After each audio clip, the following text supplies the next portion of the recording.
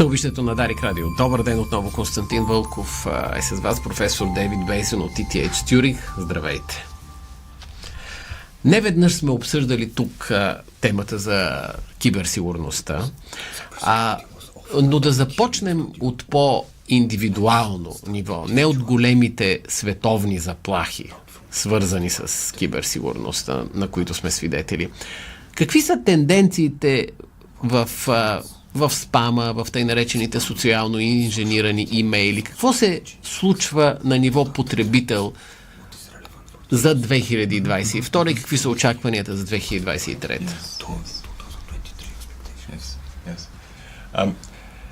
In terms of trends and issues for individual users, individual citizens, the question is, how do you protect yourself in a world where it's not obvious anymore what is authentic or not? Когато говорим за индивидуалния потребител, всъщност въпросът, който е релевантен е какво е автентично и какво не е.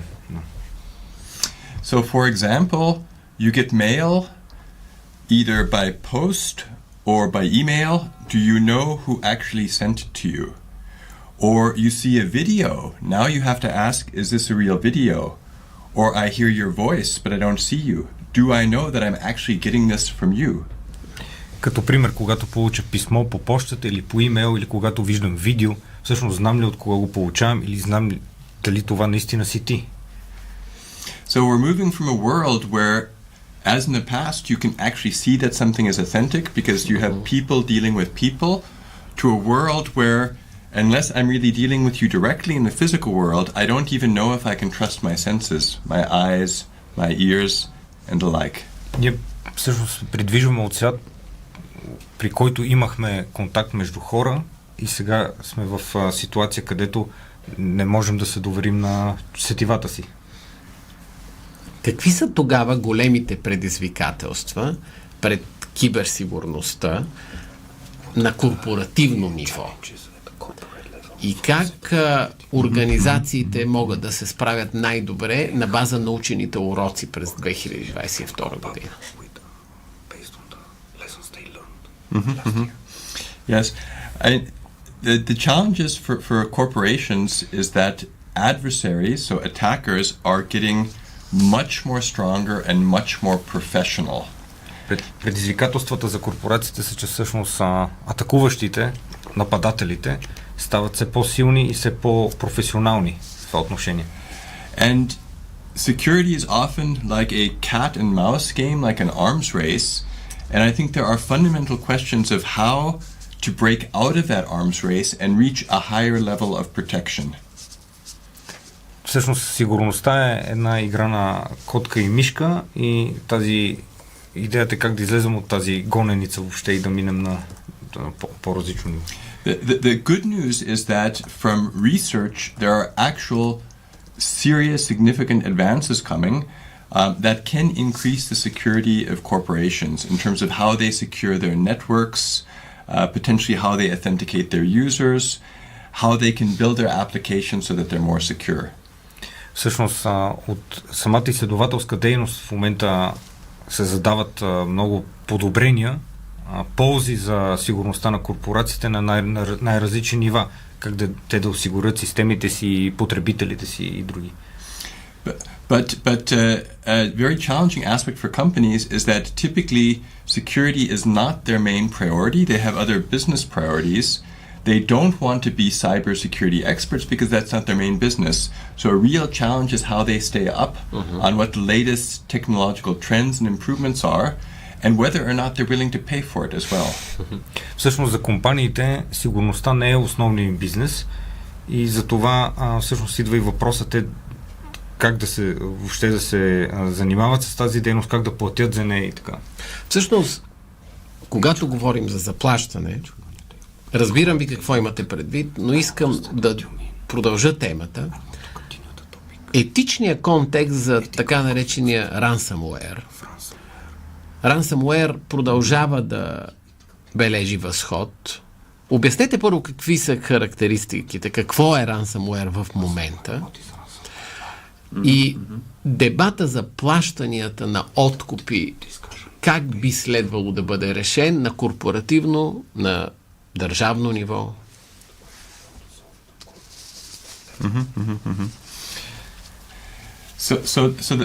There are different types of attackers. There are nation-state attackers who want to exfiltrate data. In the case of cyber war, be ready to take down systems. And then there are criminals who are more oriented around money. And what they will try and do is they will try and get into your systems.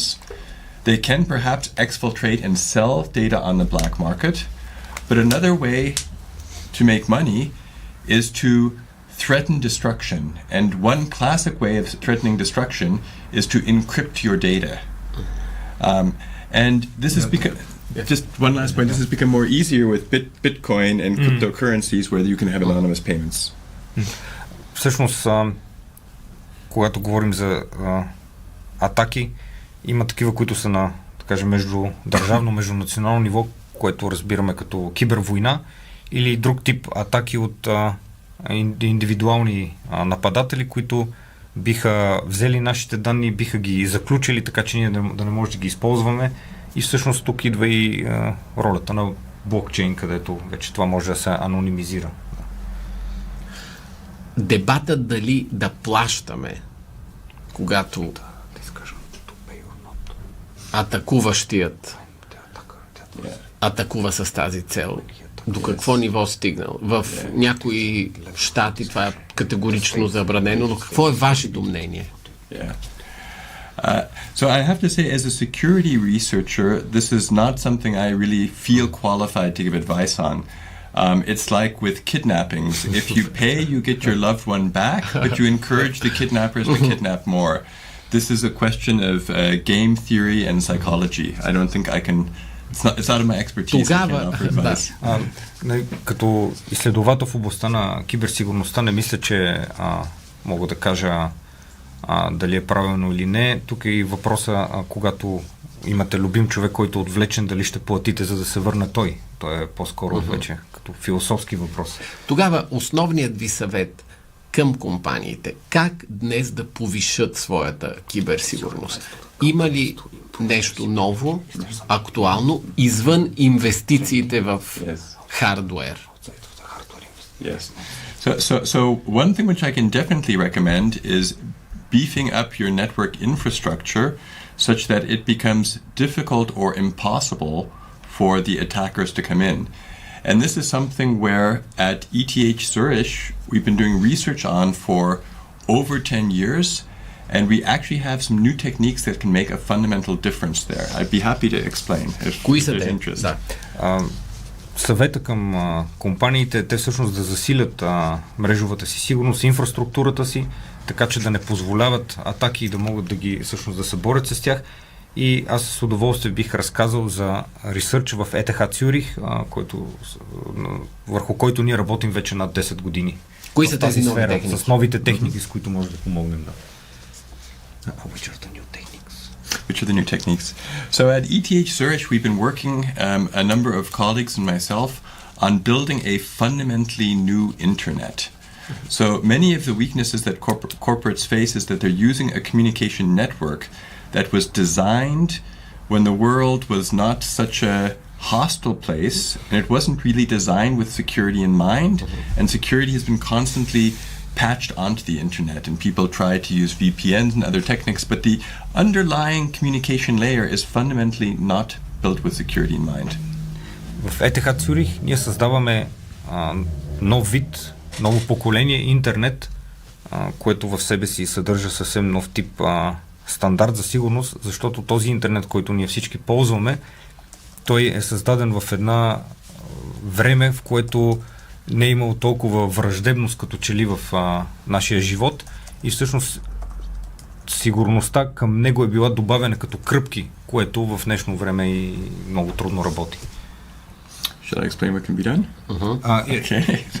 So about 12 years ago, we started looking at what would it mean to do a white slate, so a completely new redesign of the internet, building security in from the ground up. and what kinds of advantages would that lead to.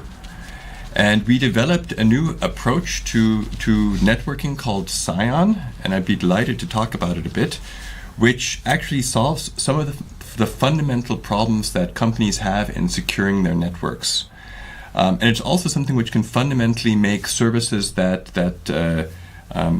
people here, citizens, for example, of Switzerland or Bulgaria use, also fundamentally safer. Ние преди 12 години, когато започнахме с проекта на този нов интернет, се замислихме за неговия нов дизайн, с сигурността, която да внедрим в него и какви биха били предимствата от тази вградена сигурност с този нов подход. Този интернет се нарича Сион и на базата на него има директен ефект и върху сигурността и на гражданите на Швейцария, на България, на обикновените потребители. So the problem today in the internet is when you send information, so packets out, you have no control and no transparency over where your packets go. And if, for example, in Bulgaria, I was connecting to my Bulgarian bank, it would be possible, in fact, rather easy to have the packets hijacked over America or China or Russia, and that could be used either to disrupt communication or for espionage. В модерния стандарта на интернет, който сега използваме, всъщност ние изпращаме пакети, които не знаем докъде стигат. Те обикновено минават през различни континенти и така нататък. И това е, когато, например, комуникирам с моята банка, и това всъщност е опасно, защото от една страна комуникацията може да бъде манипулирана или всъщност смутена, т.е. разрушена. Similarly, in the internet today, it's not possible to make decisions on what packets can reach your network, for example, based on the path that they've taken. You simply do not have this information available to you. В днешно време ние въобще нямаме информация по какъв път и докъде стигат нашите пакети. То не е част от системата ни. So with Scion, there are fundamentally new protocols that allow the endpoints, the corporations, to decide where their information goes through the entire internet, through the entire Scion internet, and also how information may receive them and what information they would like to accept. В Scion това е заложено в този нов интернет, е заложено в неговата архитектура. Самите организации, които го ползват, да заложат къде и кои пакети могат да стигат, което е ключово за сигурността. Should I give an example, perhaps, where Scion is being used? Пример, кои са сферите, кои са сферите, в които Scion се използва и колко време отнема въвеждането му? How much time it takes to implement Scion? Which are the areas? Okay. So maybe I say a bit about the history of this project. So it began as a research project, and probably a couple hundred, 200-300 person years of research went into it. And then 5.5 years ago, there was a spin-off company, Anapaya Systems, that said, let's try and make an industrial strength version of that.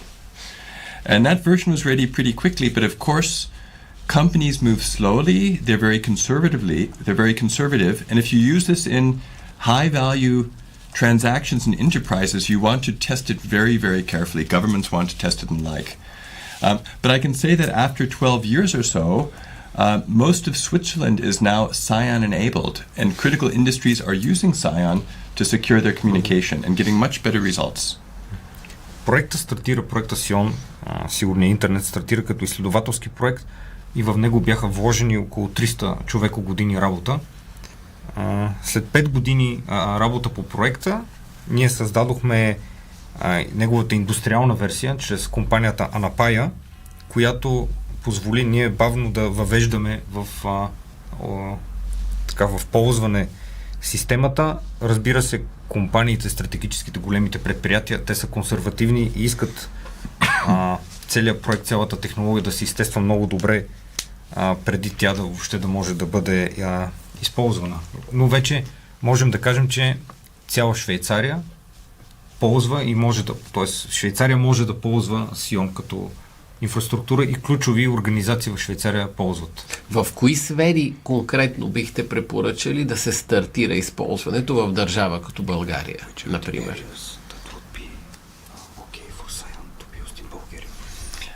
It can be used in many areas. So I can give you some examples of where it's used in Switzerland, and all of these would be relevant for Bulgaria. So in Switzerland has finance. That's critical. And currently, all interbank clearing is going over the Scion network, over the Scion internet. So we're talking about millions of transactions in value of billions of Swiss franc. This is all going on over Scion. The healthcare sector is a very important sector. You would like information on Bulgarian patients as it goes between doctors and hospitals and pharmacies to stay within Bulgaria and to have control over where that information goes. In Switzerland, the healthcare sector is moving over to use exclusively Scion for communication. Clearly, the military is relevant, or critical communication with nuclear power plants, the energy sector, etc. But it's also individual companies that can benefit from this. There may be companies that have various branches and they would like to have secure communication between them, or have their workers communicate from home, to work from home and communicate with the companies. It's quite a lot, I don't know. It's okay. Yeah. So I can give an example of what Scion is used. Мога да ви дам пример как инвестиционно се използва в Швейцария, в кои сфери, и те всъщност са релевантни и за България. Например, в Швейцария една от ключовите индустрии е финансовата, банките, като в момента целият ключов пренос на разплащанията се извършва върху системата Scion. Това са милиарди франкове, които минават като оборот през тази система. Темата за здравоопазването, за чувствителността, при пазенето на данните на пациентите, било то при комуникацията с доктори, с аптеки, с болници. Това е една тема. Друга индустрия, която въобще тип организация, която го ползва, са военните, ядрените централи, енергетиката, когато се пренасят данни, но и вече по-малки компании, които намират също полза от ползването на тази сигурна технология. Един пример е работата от вкъщи и преноса на данни между служителя и централния офис, например. Имам следния въпрос. Защо продължават да работят до болка познати методи за кражба на кредитни карти? Ето, дори вчера преиздадох моята. Защо сякаш няма напредък в сигурността конкретно в това звено от световния финансов поток?